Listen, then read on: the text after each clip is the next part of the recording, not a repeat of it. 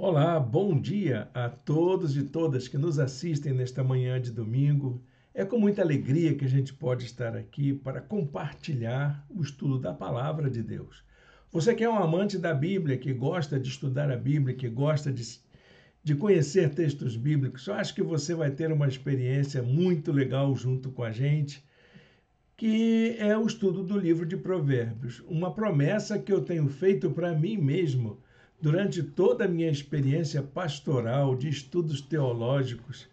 Eu sempre desejei fazer uma jornada de aprofundamento no livro de Provérbios. E chegou essa vez de fazer isso junto com você, aqui através do programa de estudos bíblicos à distância de nossa igreja. Será uma aventura, porque não será um estudo breve, será um estudo longo. Nós vamos até o mês de dezembro estudando o livro de Provérbios. E vamos fazer de um modo diferente. Em vez de seguirmos capítulo por capítulo, nós vamos fazer uma imersão em temas que o livro de Provérbios desenvolve.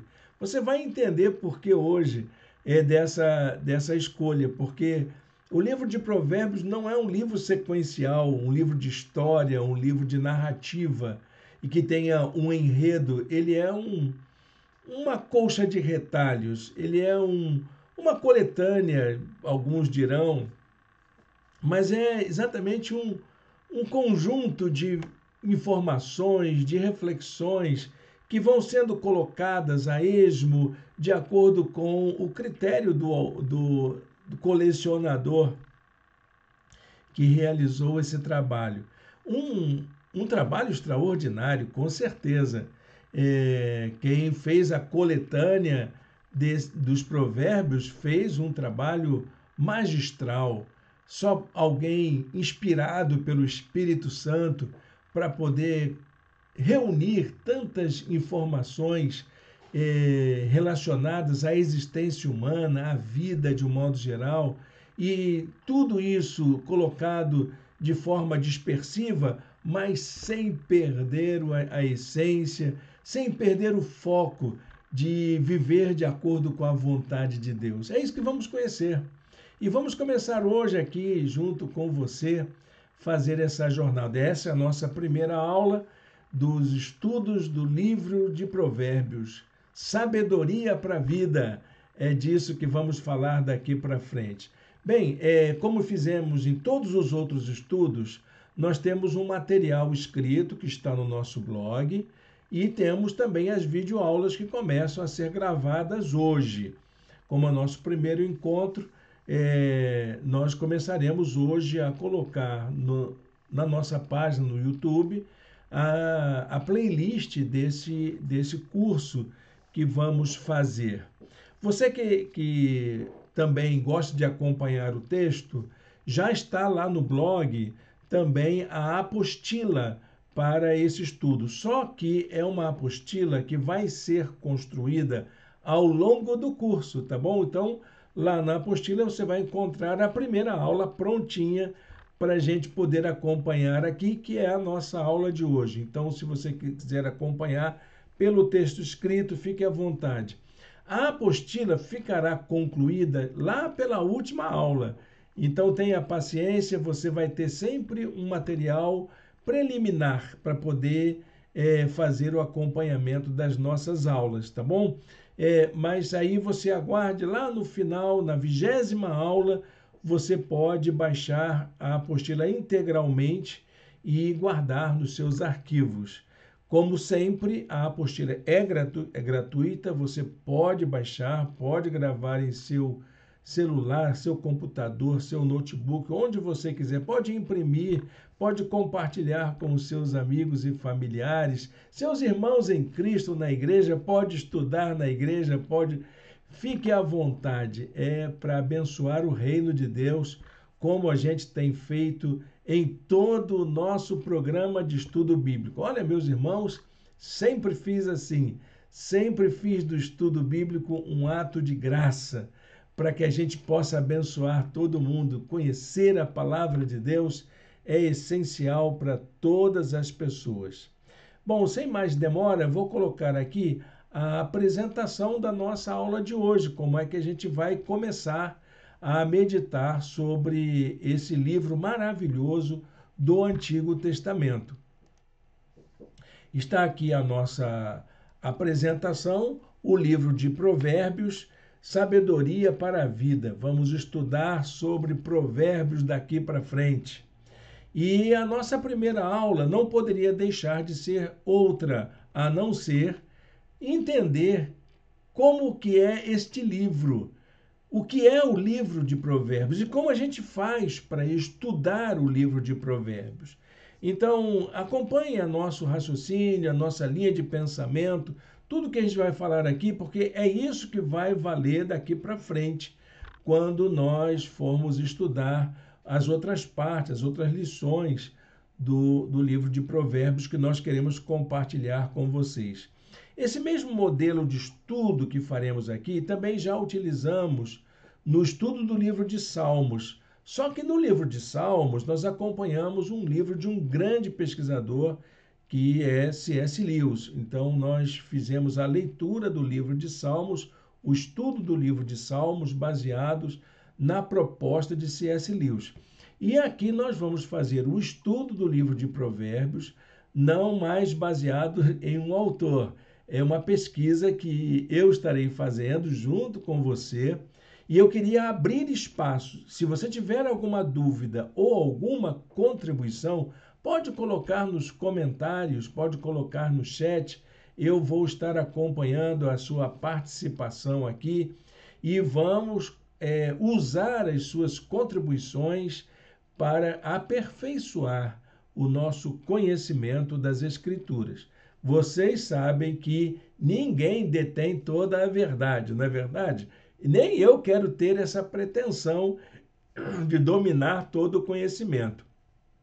Então, conto com a sua colaboração, sua participação, sua atenção e a parceria também para esse estudo. Vamos em frente. Vamos falar então sobre esse tema, o que é estudar o livro de Provérbios. Para a nossa meditação, eu deixei aqui um texto que tem muito a ver com a palavra de Deus. Eu não posso esquecer isso. Provérbios, ele está dentro do complexo da palavra de Deus. É Deus falando conosco. E essa afirmação que você encontra nesse mesmo livro tem muito a ver sobre aquilo que Deus quer falar ao coração da gente. Provérbios capítulo 30, verso 5. Cada palavra de Deus é comprovadamente pura. Ela é um escudo para quem nele se refugia. Que bom a gente ouvir isso, que os provérbios não são apenas ditos populares, não são apenas máximas de um sábio que deixou essas ideias para a gente poder quebrar a cabeça depois. São palavras de Deus. É isso que é o livro de Provérbios. São recados divinos. Deus usou pessoas maravilhosas, sábias, submissas à vontade dele, para dizer coisas para a gente viver bem. E eu vejo o livro de Provérbios como esse livro que nos ajuda a viver melhor, a sermos pessoas melhores, a encontrarmos sentido para a vida. E eu quero convidar você a fazer esse mergulho com a gente e fazer essas descobertas. Vamos em frente? Deus abençoe a nossa jornada. Fique com a gente até o final da nossa aula. Aproveita para curtir a nossa transmissão, se inscrever no nosso canal. Tudo isso é muito importante para a gente, para que a gente possa alcançar, inclusive, mais pessoas e driblar o tal do algoritmo, para que o YouTube entenda que esse trabalho é um trabalho relevante e que vale a pena ser investido. Muito bem, pessoal. O livro de Provérbios, como eu disse, é uma coletânea de princípios, aforismos e ditados formulados a partir da sabedoria hebraica. É muito pouco dizer que ele é uma coletânea. É uma coletânea, no sentido literário, como obra literária. Mas ele é mais do que isso. É mais do que uma mera colcha de retalhos de um amontoado de coisas que todo mundo diz. Elas fazem parte de uma tradição cultural e estão inseridas dentro de uma realidade teológica, que é a dimensão do povo de Deus. Aliás, eu não falo isso aqui ainda, mas eu vou depois corrigir, porque é exatamente isso. Não dá para a gente chamar simplesmente de uma coletânea, porque tem essas duas dimensões. Primeira, ela faz parte de uma cultura, e essa cultura é a si mesma, ela é multifacetada, ela é influenciada por diversas fontes, há várias maneiras de lidar com o fenômeno da vida, do humano, do sagrado, e o livro de Provérbios retrata muito bem isso, dessa cultura, como que ela lida com essa dimensão. Também temos que ver que é essa maneira de Deus falar com o seu povo. O livro de Provérbios é Deus falando com o seu povo no sentido teológico. Esse livro faz parte da Bíblia hebraica. E ele está naquela parte da Bíblia hebraica chamada de terceira seção, ou Ketuvim, que é aquela parte onde estão os escritos. Nesses escritos você tem várias porções. Você tem os livros poéticos, os livros de poesia também de outras áreas e os livros históricos. Então, todos esses livros estão nessa terceira parte. E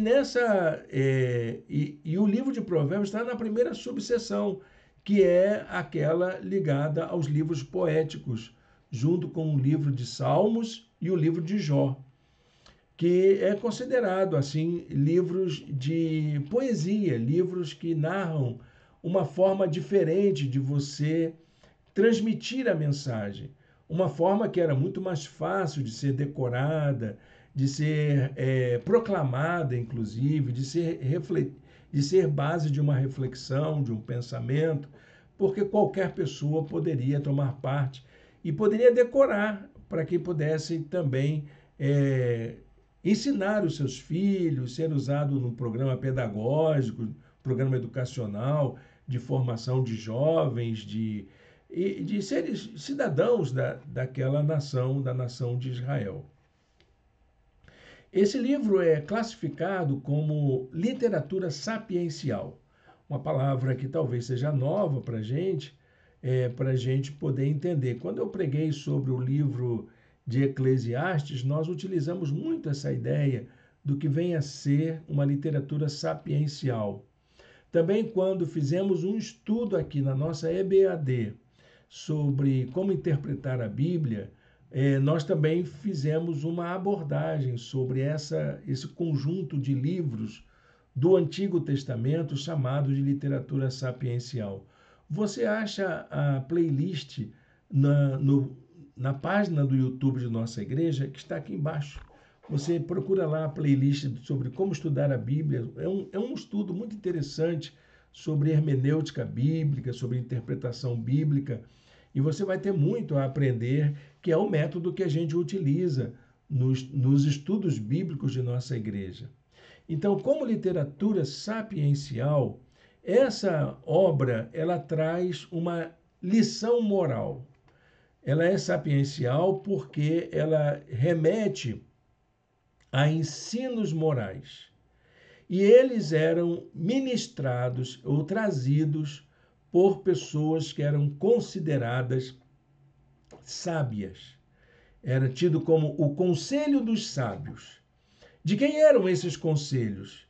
Bom, o texto fala que ele é atribuído a Salomão, mas Salomão foi um colecionador desses dizeres, dessas lições. Ele não criou do nada. Havia muitos conselhos, muitos sábios na cultura hebraica, em Israel. O título do livro em hebraico é Mishtei, palavra derivada de Mishal, que tanto pode ser traduzida como provérbio quanto parábola, que é essa maneira de você contar uma vivência ou falar de um conhecimento através de outros modos, o modo poético, o modo narrativo, que em vez de ser essa expressão explícita, literal, a Bíblia ela sempre trouxe essa forma lúdica, essa forma curiosa, né, de tratar do conhecimento. Então, são atribuídos a Salomão, então, está lá escrito logo no verso 1. Estes são os provérbios de Salomão, filho de Davi, rei de Israel.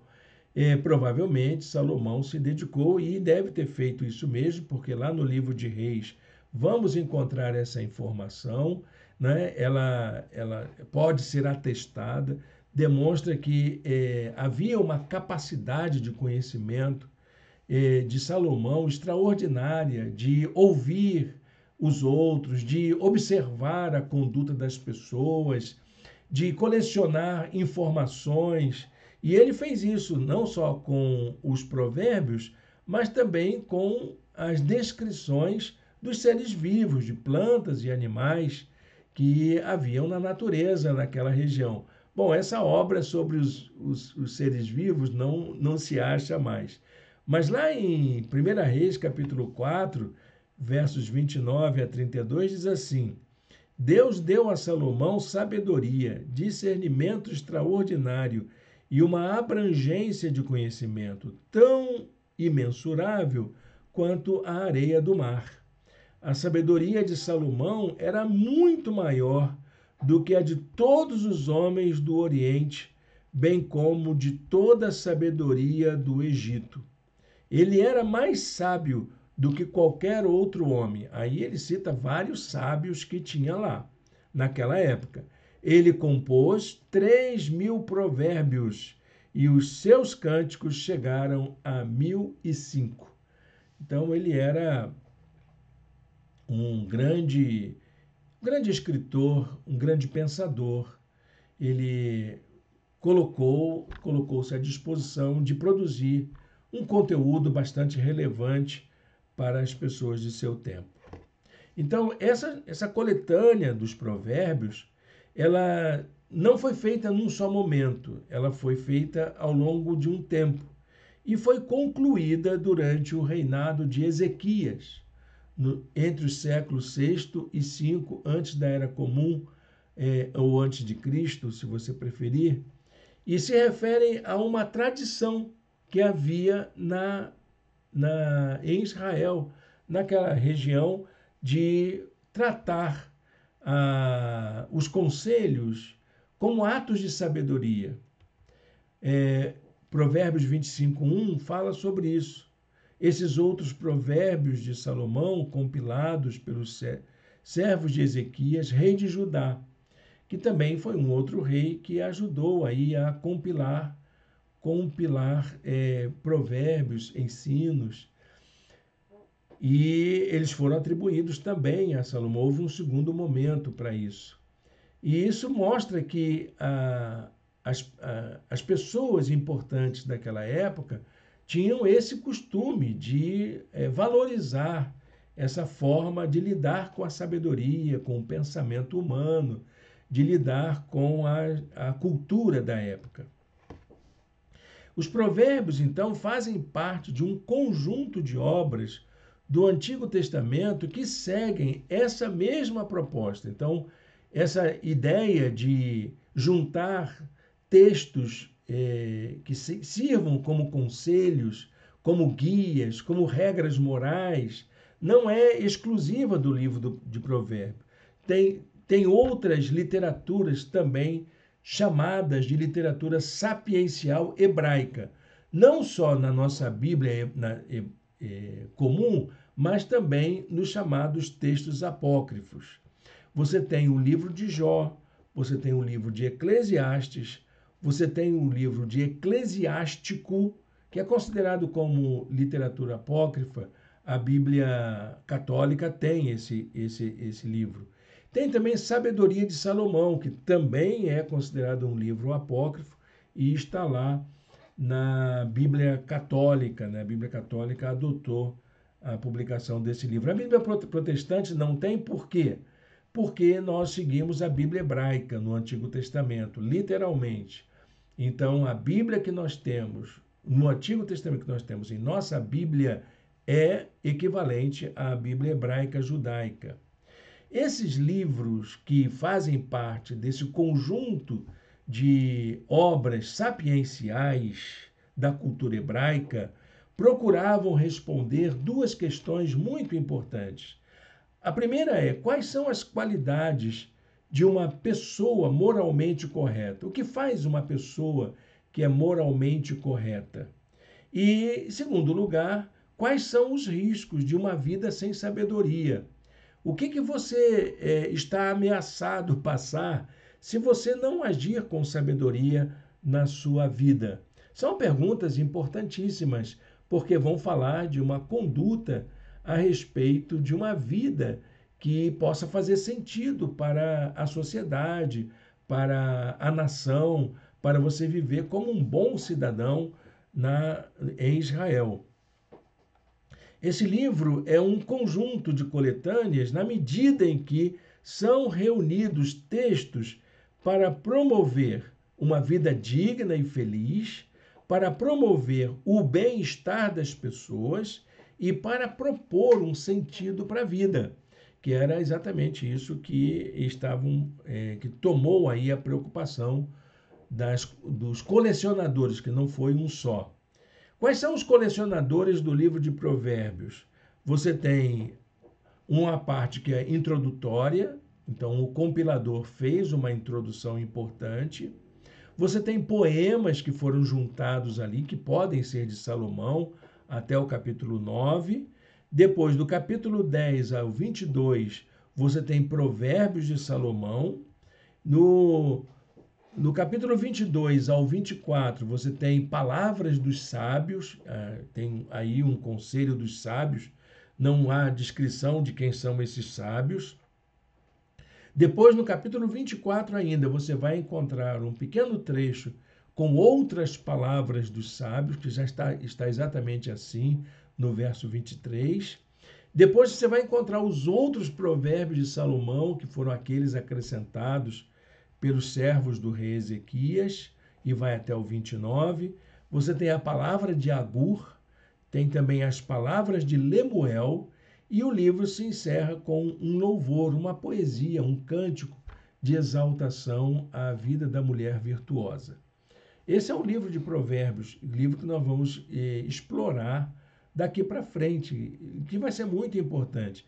Eu até pensei em fazer um avanço nessas partes, mas ele não como os textos são esparsos e são colocados ali na forma de aforismos, então eu optei por fazer um caminho diferente, que eu acho que vai ser bem proveitoso para nós. Nós vamos pegar cada ênfase que o livro de Provérbios dá e vamos fazer uma busca desses textos esparsos para que nós pudéssemos sistematizá-los num corpus doutrinário, num corpus de compreensão sobre como que a sabedoria hebraica lidava com temas, por exemplo, como a amizade, a vida sexual, a riqueza, a pobreza, a economia, o governo, a amizade, o discernimento, a mentira, a verdade, o trabalho, a preguiça. Tem tantas coisas que o livro de Provérbios fala e nós vamos explorar cada um desses temas. A tradição sapiencial hebraica é bem antiga, ela não é só do tempo de Salomão. Por isso que eu suponho, isso aí é a minha especulação, a minha suposição, tá bom, meus irmãos? Que Salomão tenha se baseado nessa tradição, essa tradição hebraica de sabedoria, que é bem antiga. Ela se fundamentava na memória de pessoas que agiram de forma sábia ao longo da história. E nós temos vários personagens que foram tidos como sábios, como instrutores, como pessoas que deixaram lições profundas, reis, juízes, personalidades históricas. E esse relato dessas pessoas sábias vem desde as narrativas da criação, lá no passado. Você vai encontrar, por exemplo, logo no começo, com o conflito entre Abel e Caim, a crítica de que faltou discernimento ali, faltou compreender que a vontade de Deus é que deveria prevalecer naquela discussão, naquele aspecto tão estranho, né, de prestar um culto e gerar uma morte. Olha, gente, aquilo faltou discernimento mesmo. E é a partir desse relato, da falta de discernimento e da importância de pessoas que são capazes de ter entendimento, de saber ter bom senso, de saber ser prudente, é a partir daí que essas ideias são colecionadas. Então, as narrativas da criação apontavam para a necessidade de ter discernimento para que se buscasse sabedoria desde o começo. José, por exemplo, foi retratado como um homem sábio, capaz de dar conselhos a Faraó como governante do Império Egípcio. Olha que coisa, né? Pois é uma petulância. Não, ele era um homem sábio, reconhecidamente sábio, escravo, mas entendido como um sábio. Mas, ao mesmo tempo em que ele era capaz de aconselhar o Faraó, ele também era capaz de agir com prudência em relação aos seus irmãos quando eles vieram buscar alimento, demonstrando controle emocional diante de situações de tensão durante o reencontro com eles. Quer ler essa história? Gênesis 42, verso 18 em diante. Magnífica a história do encontro de José com seus irmãos, a maneira emocionada como ele se contém para não expor as suas emoções e como que ele lida com aquilo para que eles também, para que os irmãos não se sintam assim ameaçados, né? E foi muito interessante esse gesto de sabedoria de José. A lei de Moisés também era considerada como uma fonte de sabedoria e ela deveria ser colocada em prática para uma vida bem-sucedida. Quem quisesse viver bem teria que seguir as orientações da lei. Era exatamente isso que aconteceu depois que Moisés instituiu a lei. Vejam o que diz lá em Deuteronômio, capítulo 4, verso 6. Vocês devem obedecer-lhes e cumpri-los, são os mandamentos, pois assim os outros povos verão a sabedoria e o discernimento de vocês, quando eles ouvirem todos esses decretos, dirão: de fato, esta grande nação é um povo sábio e inteligente. Era exatamente para isso que tinha a lei, para que as pessoas pudessem agir com prudência, com sabedoria, com discernimento, agir com bom senso. A lei não era assim rigorosa no sentido de ou faz ou morre. Claro que tinha passagens que falava isso, mas a ideia maior era que se buscasse prudência e discernimento. Então, no tempo da consolidação da nação de Israel, que foi no período dos juízes e dos reis, havia registros de sábios e sábias que orientavam a vida do povo e dos governos. Olha quanta gente interessante aparece no Antigo Testamento, classificados como sábios, inclusive mulheres, que eram usadas por Deus para transmitir mensagens de sabedoria, conselhos de sabedoria. Registro de atuação dos sábios no Antigo Testamento. Davi citou um provérbio antigo, ou seja, já existia antes de Davi. Como diz o provérbio antigo, dos ímpios vêm coisas ímpias. É um provérbio. 1 Samuel 24, 13. Lá em 2 Samuel fala de uma mulher sábia na cidade de Tecoa. E ela toma uma decisão importante e fala com os governantes, fala de igual para igual. Não tinha esse negócio de machismo, não. Elas são reconhecidas como mulheres sábias e respeitadas por isso. 2 Samuel 14, 2 em diante. Também vamos encontrar uma outra mulher sábia no próprio livro de 2 Samuel, no capítulo 20, versos 16 e 22, uma sábia na cidade de Abel-Bet-Maaca, que também faz a mesma coisa. Ela dialoga com os militares, ela vai lá, propõe ações, ela encontra soluções sábias para os conflitos vividos. Isso é muito importante. Então, a palavra de sabedoria dessas mulheres também conta nessas situações. Davi também possuía no seu ministério, né, no seu colegiado, conselheiros do seu governo. Havia o seu tio, Jonatas, que era tratado como um homem sábio, era um escriba. Jonatas, tio de Davi, era conselheiro, homem sábio e também escriba. 1 Crônicas 27, 32.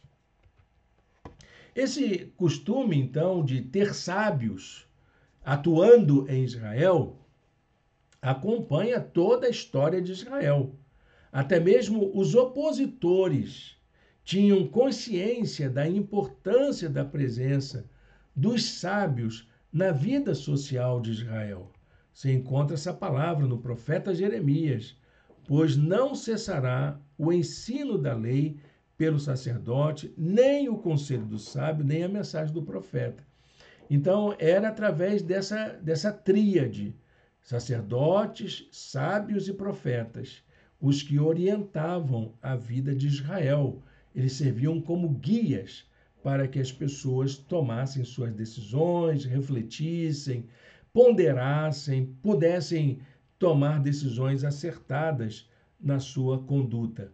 E isso valia para cidadãos comuns, mas também para governantes, para juízes, para pessoas de alta importância na sociedade de Israel.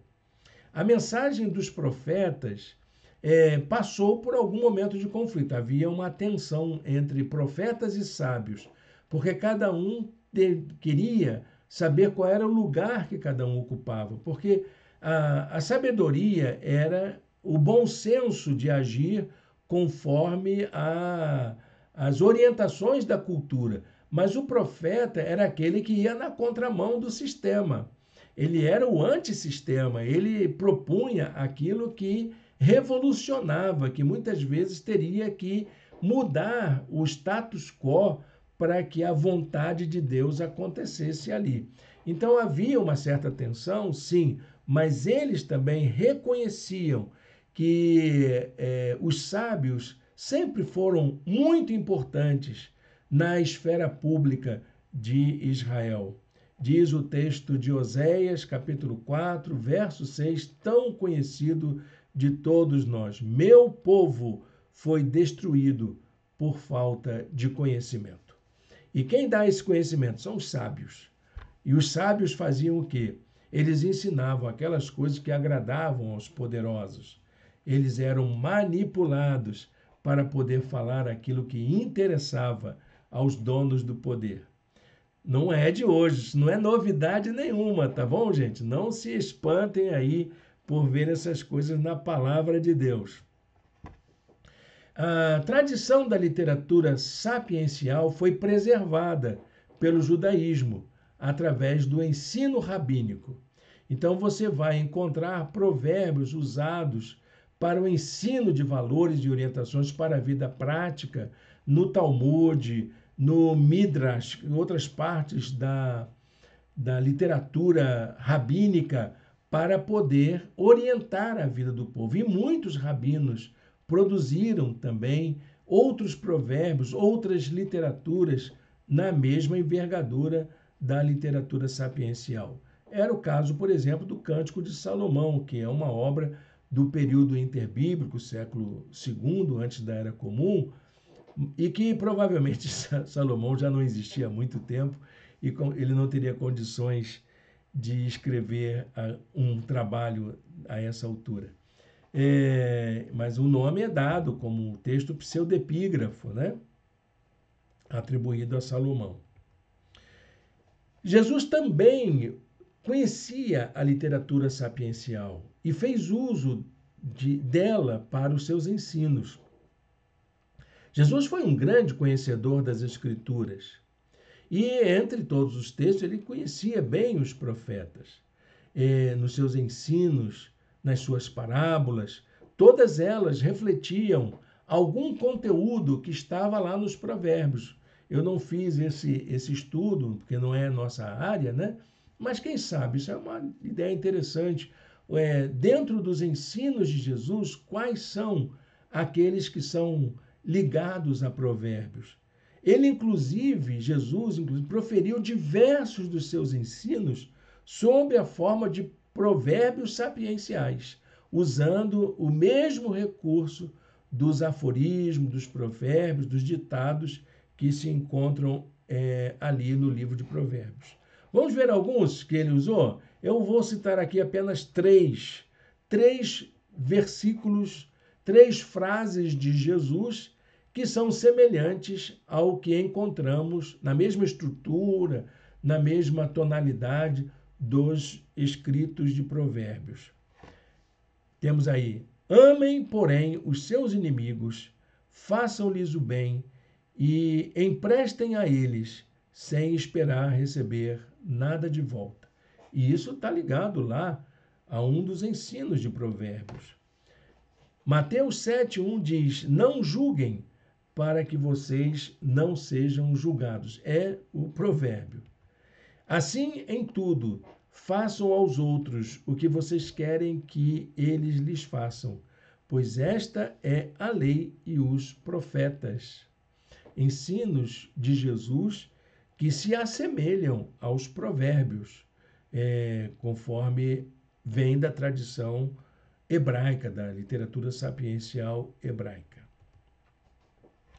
De modo geral, gente, os provérbios servem como critério para o julgamento das atitudes, tanto individuais quanto sociais. Para você saber se a pessoa está agindo corretamente, se está agindo com sabedoria, se é uma loucura, se é um devaneio da pessoa. Então, o livro de Provérbios era usado para isso. A questão que os orienta é saber quando uma escolha ou uma ação é resultado de sabedoria ou de engano. Ou você age corretamente ou você age errado. Não existe um meio termo no livro de Provérbios. Não existe um quase gol, né? Um quase lá. Ah, parece. Ah, mas é mais ou menos. Ah, a gente fez assim, assado. É quase. Não existe. Ou você agiu com sabedoria ou você agiu dominado pelo engano. E a base para o juízo, esse juízo, é a compreensão de que a sabedoria, quando ela age, quando as coisas são feitas com sabedoria, isso deixa marcas em todas as áreas da vida, todas elas. É o que nós vamos ver no nosso estudo. Você vai ver que em todas as áreas da vida há marcas dessas atitudes de sabedoria. Desde as coisas mais simples e corriqueiras até as mais complexas e essenciais. É um juízo de valor que fica impregnado nas amizades, na vida familiar, nas relações de trabalho, nos relacionamentos conjugais, na política, na arte, em todos os setores da vida, você vai encontrar essas marcas da sabedoria. Nessas marcas encontramos os valores que vão ajudar as pessoas a tomar as suas decisões, a fazer suas escolhas. Esses valores postulados pelos provérbios remetem a uma moral que visa promover uma recompensa para aquelas ações mais proveitosas, para as consequências que visam trazer benefício para as pessoas. Então, se você age corretamente, você tem recompensas, você tem benefícios auferidos por isso. Os primeiros versículos de Provérbios, eles são muito importantes, porque eles apresentam os princípios gerais para a gente poder interpretar essa sabedoria. Então, há uma ordem moral em vigor. E para que você interprete essa ordem moral, você precisa seguir um certo procedimento. Esses princípios, que vão desde o versículo 2 até o versículo 7, servem como chave hermenêutica para a interpretação da mensagem de todo o livro. Então, tudo que você vai ler daqui para frente vai ter a demanda dessas atitudes que o colecionador já começa a colocar. Então, eu queria aproveitar esse momento para a gente fazer aqui uma exposição prática sobre quais são esses princípios gerais de sabedoria, de interpretação e de conhecimento da vontade, que seria para o bem de todos. Então, eu vou anotar aqui, são 6. Eu vou passar rapidamente, porque acho que eles são tão importantes, mas você pode dar uma olhada depois para ir e verificar com mais calma. O primeiro princípio é compreender a sabedoria. O que é a sabedoria?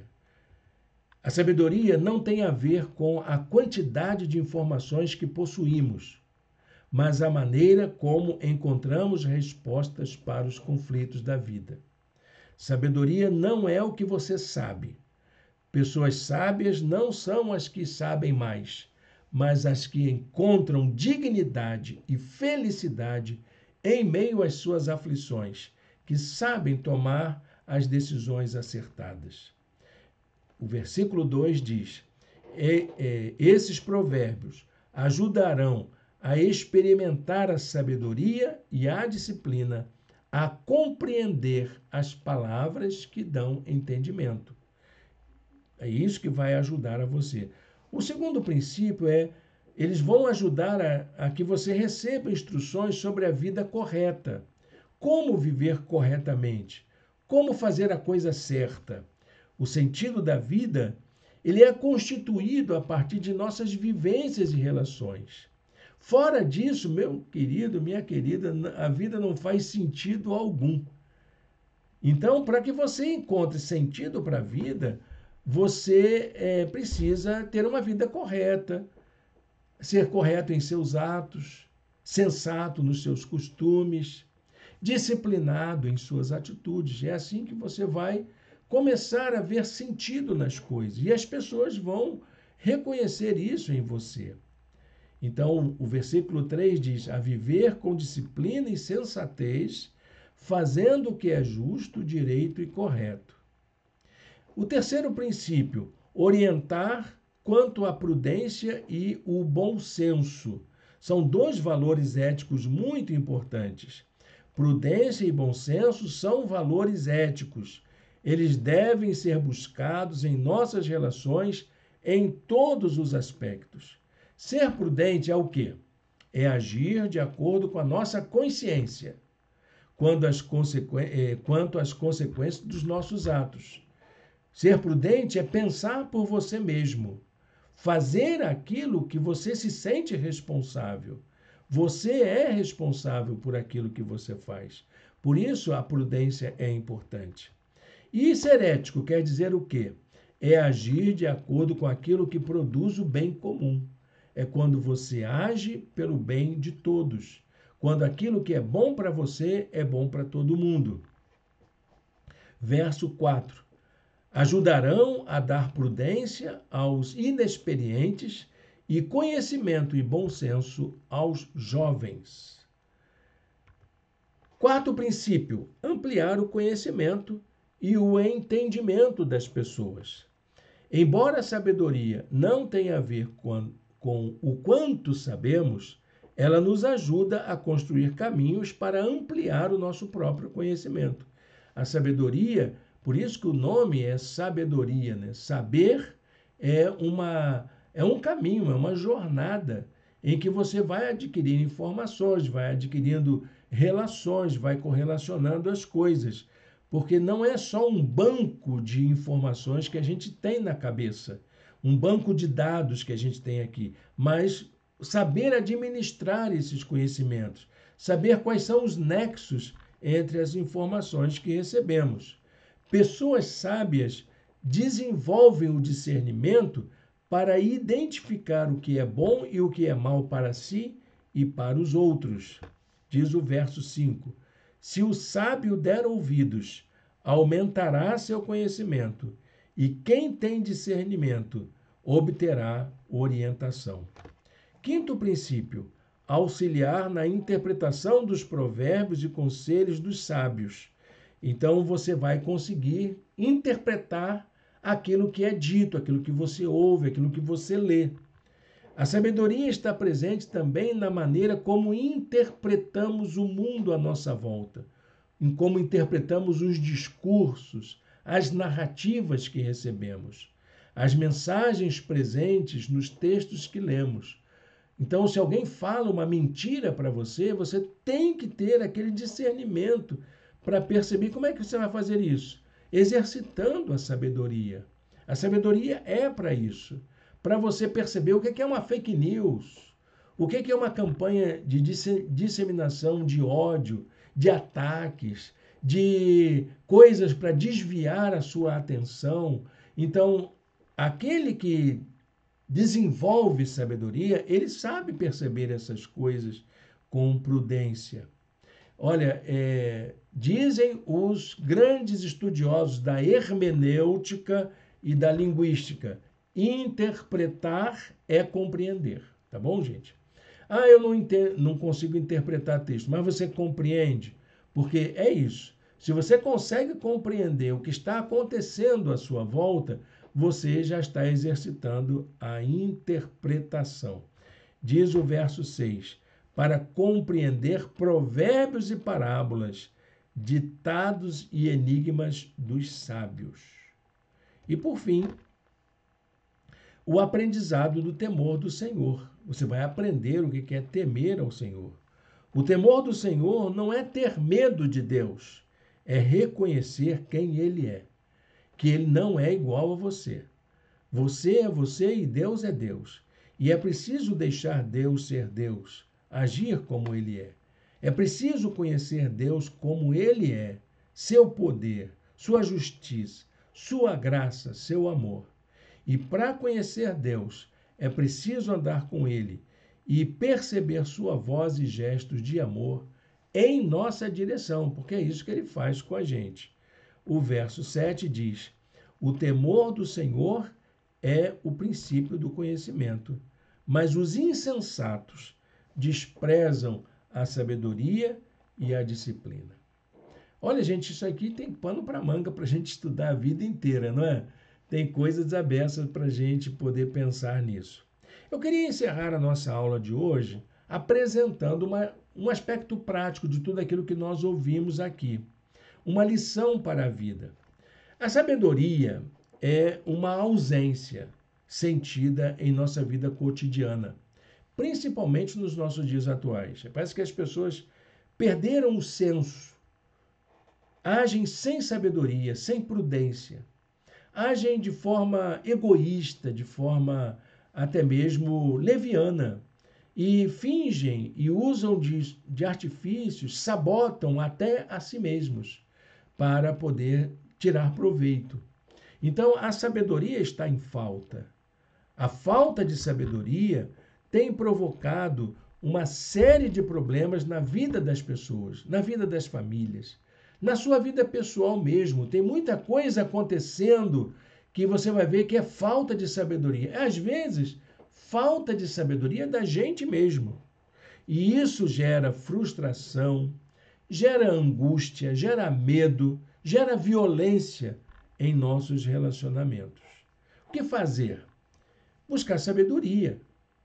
Buscar sabedoria é uma urgência. Quanto mais cedo nos empenharmos em buscá-la, mais poderemos desfrutar de uma vida mais feliz e bem-sucedida, realizada. Então, eu acho que essa aula de hoje nos ensina que, a partir dos provérbios, nós precisamos começar a buscar essa sabedoria de viver, que ela é tão importante para todos nós. Vou deixar um texto aqui para a gente pensar nessa falta de sabedoria dos dias atuais. Provérbios 1, 20 e 22. A sabedoria clama em voz alta nas ruas. Ergue a voz nas praças públicas. Até quando vocês, inexperientes, irão contentar-se com a sua inexperiência? Que pergunta, né? Pergunta bem dura para nós. Até quando a gente vai aceitar isso? Viver dessa maneira irresponsável, sem compromisso, achando que tudo acontece conforme o destino determina. Olha, gente, a gente precisa se dar conta de que nós precisamos ter sabedoria para tomar as decisões necessárias para a vida. Bom, vamos orar? Vamos falar com Deus? Vamos colocar a nossa vida diante de Deus? Feche seus olhos agora, fale com o Senhor. Senhor Deus e Pai, obrigado, Senhor, por esta aula de hoje. Que nós possamos, ó Deus, aprender com a Tua palavra, a ter sabedoria, a buscar sabedoria, a colocar em prática os Teus ensinos na nossa vida. Ó Deus, nós precisamos ter bom senso, termos prudência, termos discernimento. Por isso te pedimos a Tua bênção sobre nós. A Tua palavra nos diz que o Senhor dá sabedoria liberalmente a quem te pedir. E nós te pedimos, Senhor, dá-nos sabedoria, no nome de Jesus. Amém. Amém, meu irmão, minha irmã. Muito obrigado pela sua companhia aqui com a gente. É com muito prazer que a gente inicia mais uma série de estudos bíblicos no nosso programa de EBAD. Convido você a participar das nossas atividades. Hoje à noite, como é um domingo dos Dias dos Pais, nós não teremos reunião presencial. Nós combinamos com os nossos irmãos que cada família vai se reunir para poder homenagear os seus pais. Vamos estar em família. Então eu quero aqui mandar o nosso abraço a todos os papais de nossa igreja, a todos os papais que nos assistem, que nos acompanham. Tenham todos um feliz Dia dos Pais. E a vocês, filhos e filhas, sejam felizes na companhia de seus pais, aqueles que podem ter a companhia dos seus pais. Aproveitem, desfrutem disso. Nós não sabemos até quando, não é mesmo? Então, curta bastante esse dia, aproveite essa vivência em família, porque é isso que temos para hoje. Logo mais, nós não teremos nossa reunião presencial. Teremos a transmissão da mensagem às 18h30. Então, eu convido você a reunir a família em torno da TV, em torno do seu celular, em torno do computador, para assistir à mensagem. Mais uma mensagem da série Moradas. Olha, está muito interessante. Essa coisa de nós buscarmos uma experiência mais profunda com Deus. Não perca! Logo mais, 18h30, no nosso canal, no canal da igreja, no meu canal pessoal, a transmissão da mensagem da noite. Deus o abençoe, Deus a abençoe. Um bom domingo e um feliz Dia dos Pais para todas as famílias.